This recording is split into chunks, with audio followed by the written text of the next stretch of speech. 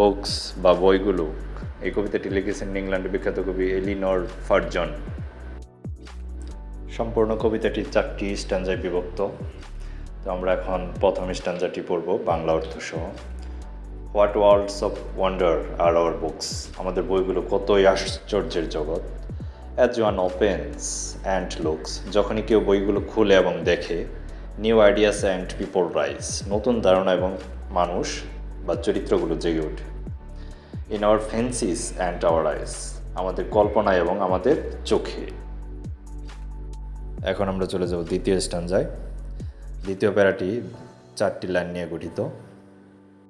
প্রতিটি লাইনই বিশেষ অবিশেষ অর্থ বহন করে। The room we sit in melts away, আমরা যে ঘরে বসে থাকি তা অদৃশ্য হয়ে যায়। And we find ourselves at play, এবং আমরা আমাদের নিজেদের খেলার মাঠে দেখতে পাই। With someone who before the end, এবং এমন কারোর সাথে শেষ পর্যন্ত। May become our chosen friends, এবং সে আমাদের কি পছন্দের বন্ধু হতে পারে।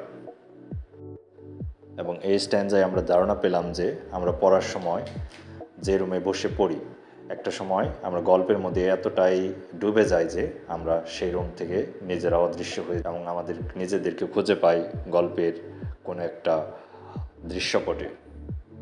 Or we sail along the page, অথবা আমরা পাতা ধরে ভেসে বেড়াই এক পাতা থেকে আরেক পাতায়।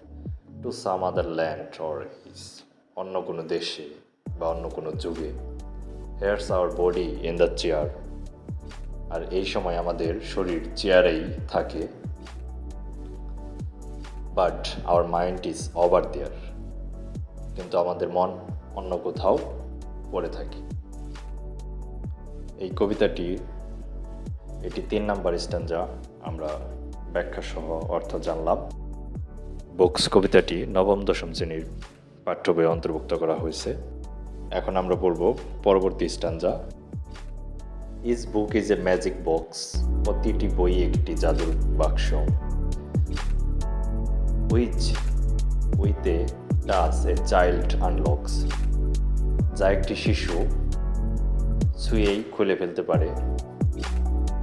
In between their outside covers, তাদের বাইরের কভারের মাঝখানে। Books hold all things for their lovers, বইগুলো তাদের পাঠকের জন্য সকল তথ্য সব কিছু ধারণ করে। এটা হলো এই কবিতার 4 নং স্ট্যাঞ্জা এবং শেষ স্ট্যাঞ্জা। কবিতাটি মোট 4টি স্ট্যাঞ্জা নিয়ে গঠিত।